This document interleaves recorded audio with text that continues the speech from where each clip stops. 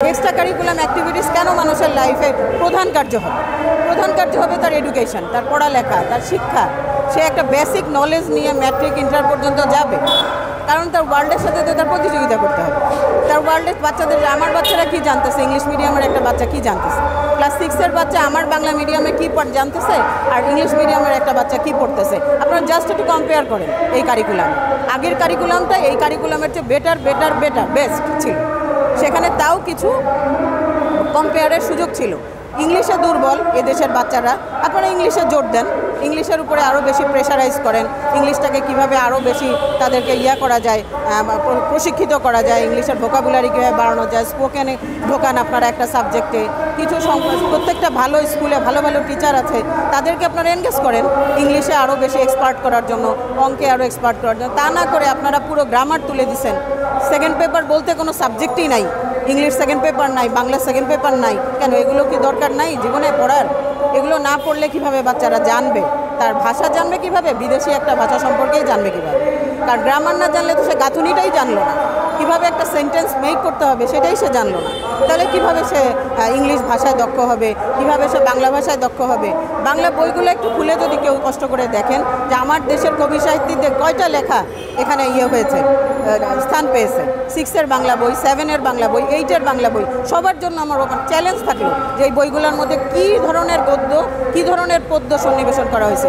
সবাই একটু ঘাটেন, একটু দেখেন আপনারা দয়া করে যে এই বইগুলোর মধ্যে আমার দেশের কয়টা কবি সাহিত্যিকের লেখা তুলে ধরা হয়েছে, তাদের সম্পর্কে আমার সন্তানদেরকে জানানো হচ্ছে।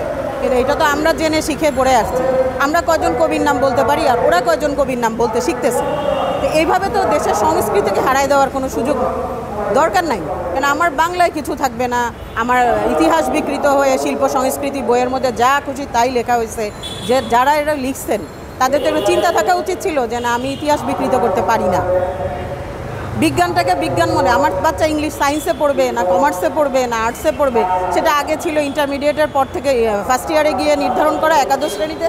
এরপর আবার আনা হয়েছে 9 থেকে নির্ধারণ করা। 9 থেকে নির্ধারণ হয়ে যাবে যে সে কি আর্টসে পড়বে নাকি কমার্সে পড়বে না সায়েন্সে পড়বে। এখন কি করা হয়েছে, আর্টস কমার্স সায়েন্স তুলে দেওয়া হয়েছে, সবাই সব সাবজেক্ট পড়বে। বিজ্ঞান বইটাকে 3টা বই থেকে একটা বই করা হয়েছে। একটা বইয়ের মধ্যে বিজ্ঞান কি যথেষ্ট? অবশ্যই না।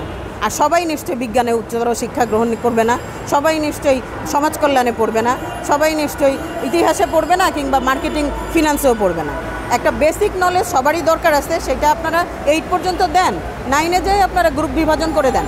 যে যেটা এক্সপার্ট হতে চায় বা যে সায়েন্সে পড়তে চায় সে সায়েন্সের সাবজেক্টগুলোকে বেশি পরিমাণে পাবে, বেশি নম্বরে পাবে। আর যারা আর্টসে পড়বে তারা আর্টস কেন্দ্রিক সাবজেক্টগুলো বেশি নম্বরে পাক, যারা কমার্সে পড়বে তারা কমার্সের নম্বরগুলো বেশি নম্বরের সাবজেক্টে পাক। তাহলে তো তা একটা পড়াশোনার একটা সিস্টেম থাকে। এখন তো কোনো সিস্টেমই নাই। আর সবচেয়ে বড় কথা, আমার বাচ্চারা দুর্বল হচ্ছে।